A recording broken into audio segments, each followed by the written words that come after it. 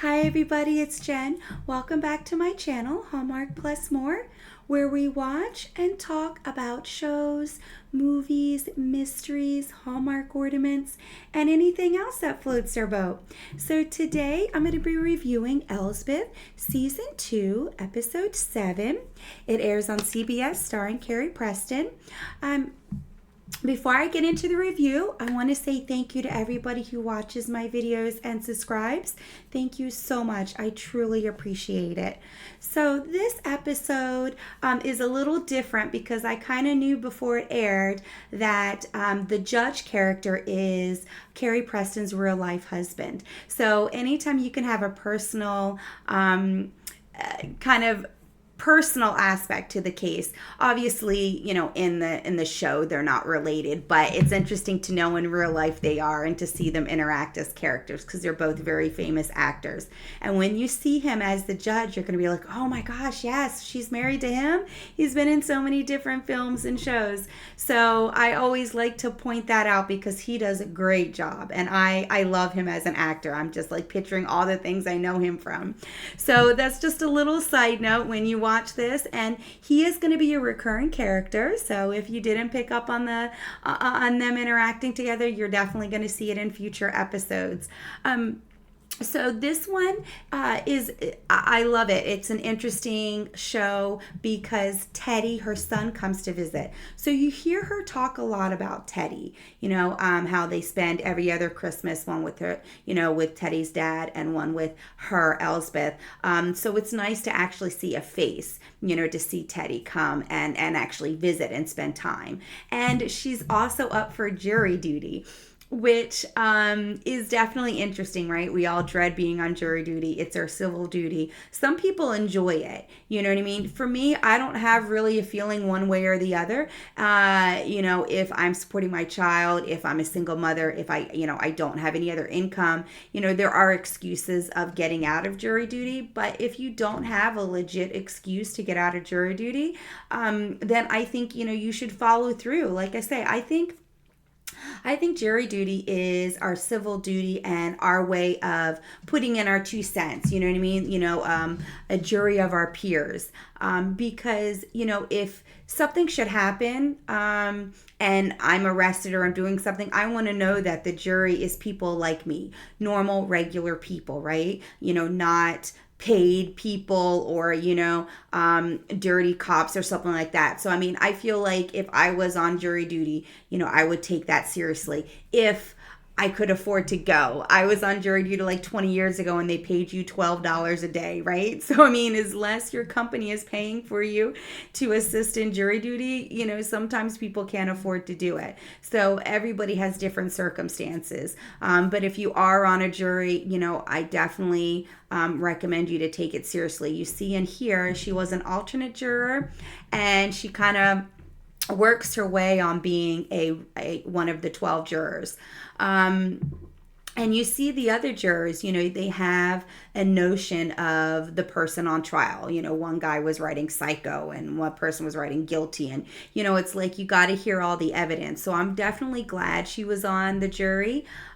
So the case is about a young woman. She sneaks into her neighbor's apartment and they're having a relationship, right?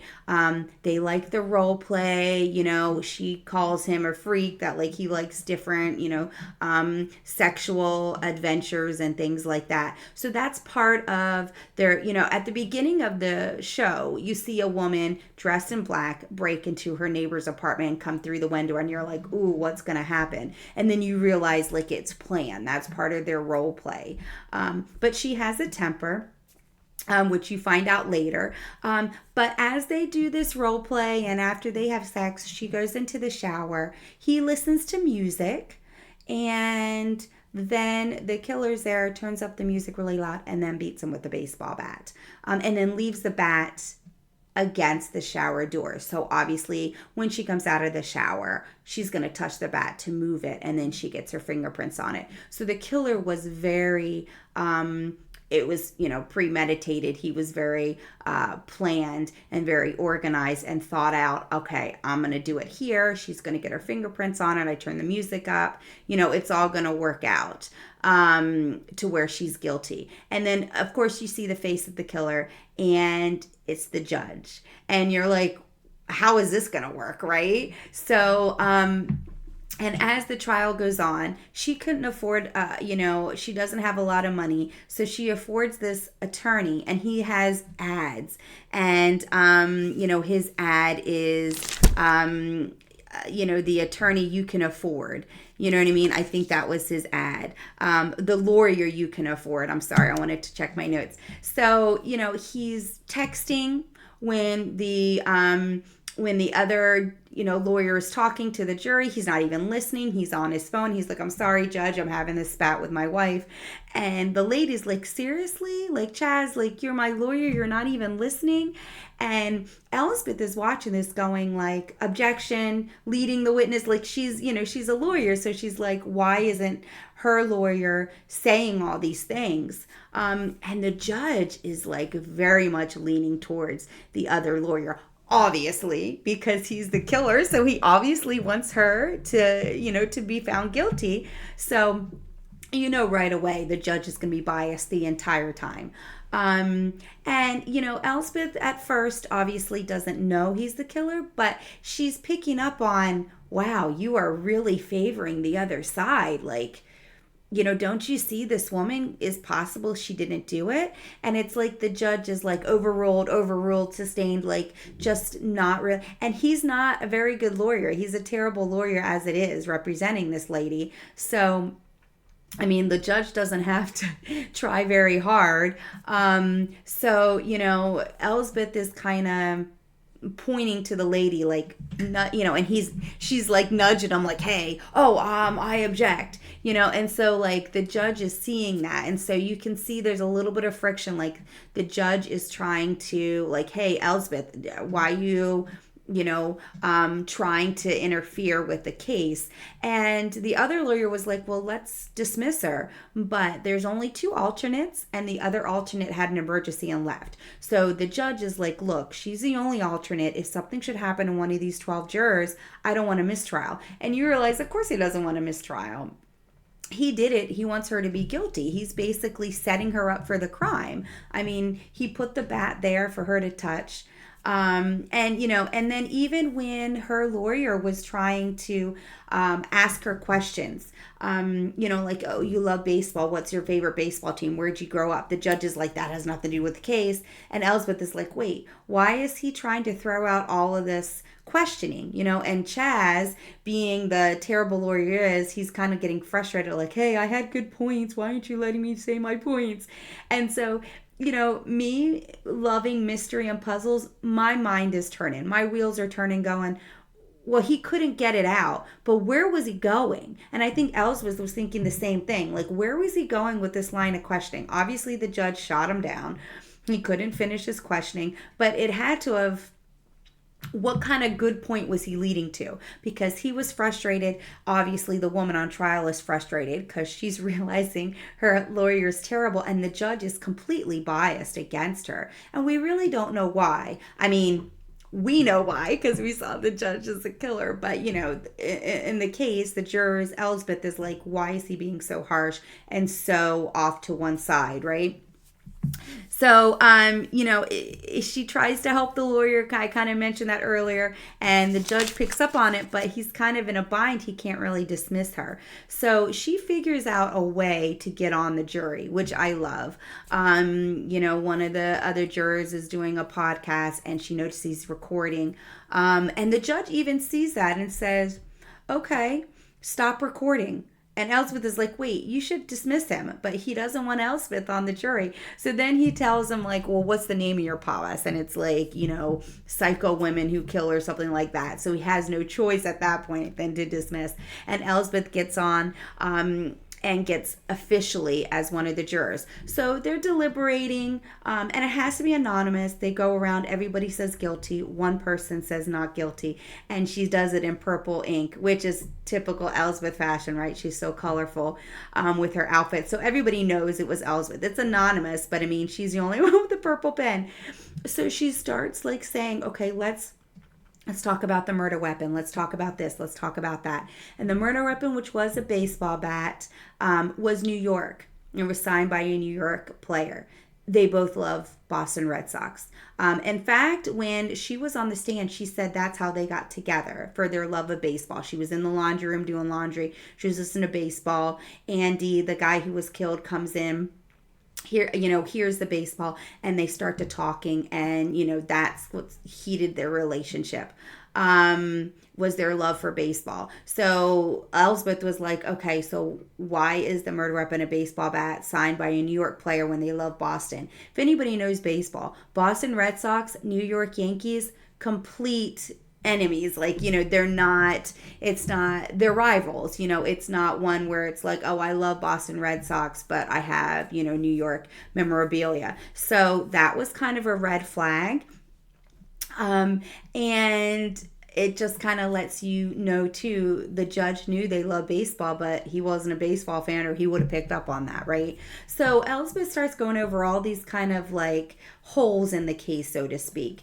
And she really got everybody thinking, like, hey, yes, she had words, but that was 2 weeks ago.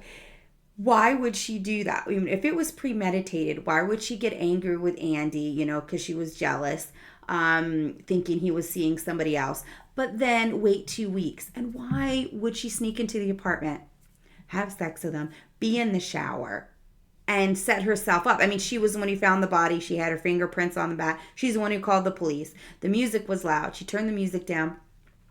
Like, if you did it on purpose, why wouldn't you have a better alibi? I mean, I feel like that's always the question I have when it seems like they're not guilty, right? And so she's kind of bringing all of this up. And she basically, convinces them, and they agree with her, and she's not guilty. And the judge is like floored. Like, because anytime they have a decision, the judge looks at the piece of paper, and then he tells the foreman to read it.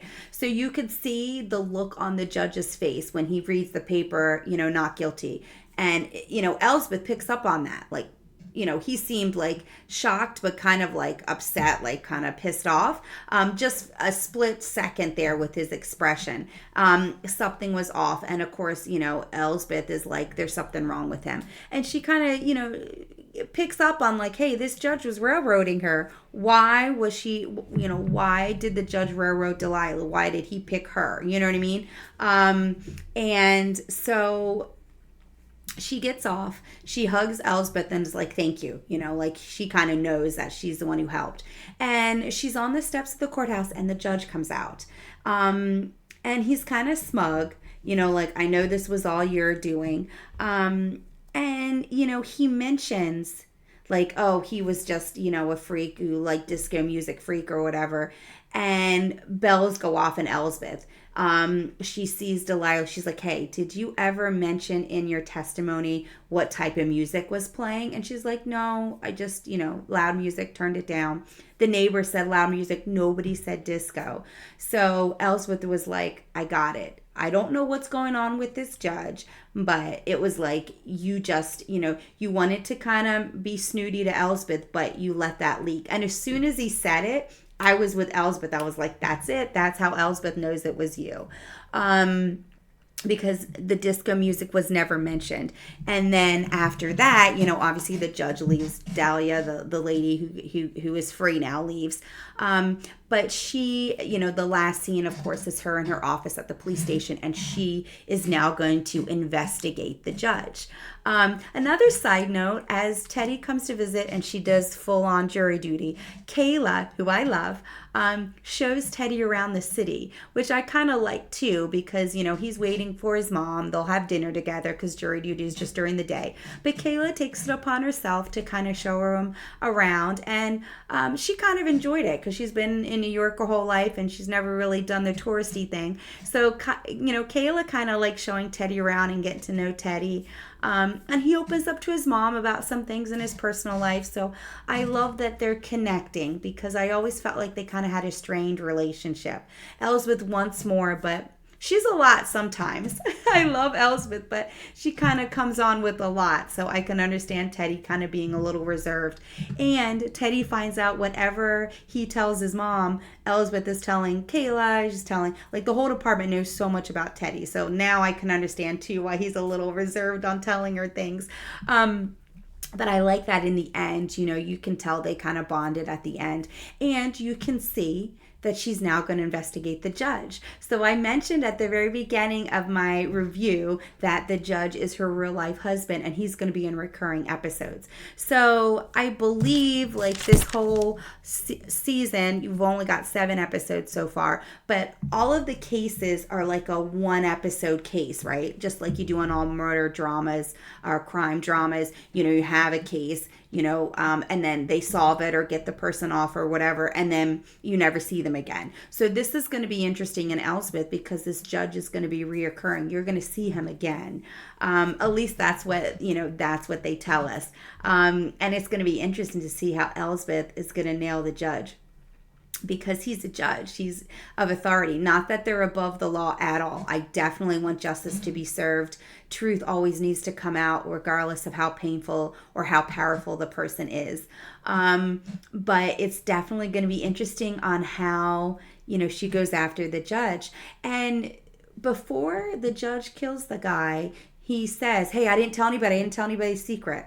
And he says, well, this is going to make it a little bit easier cleanup because now basically the judge is saying, once I get rid of you, I don't have to get rid of anybody else. But it leads you to believe, like, why are you killing this person? Or what secret do you have? Or have you killed anybody else? Or, what is this that you're willing to commit murder for? So there's definitely secrets with this judge. And it's going to be so interesting and cool to watch Elsbeth unravel that because Elsbeth is good. Once she gets her set, her eyes set on somebody, she's going to figure it out. And she has the judge's picture up there and she's like, what is it with this judge? We're going to figure it out. So she's going to be unofficially researching the judge.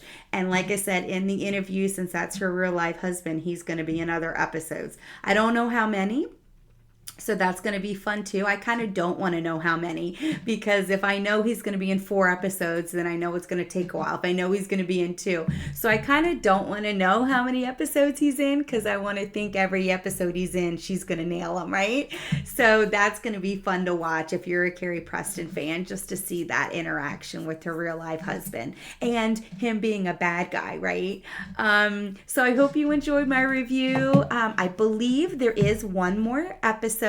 So there's going to be another episode of Elsbeth, season 2, episode 8 before the Christmas break. So until next week, I will talk to you then. Bye.